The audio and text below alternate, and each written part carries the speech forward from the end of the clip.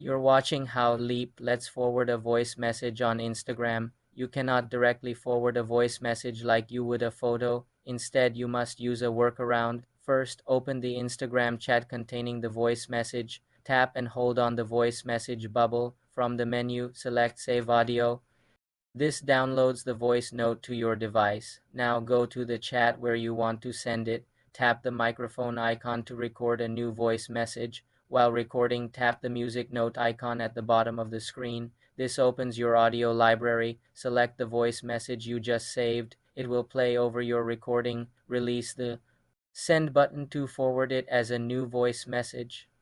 The other person will hear the forwarded audio. Remember, you should only share audio with the original sender's permission. For more simple computer tutorials, subscribe to the channel.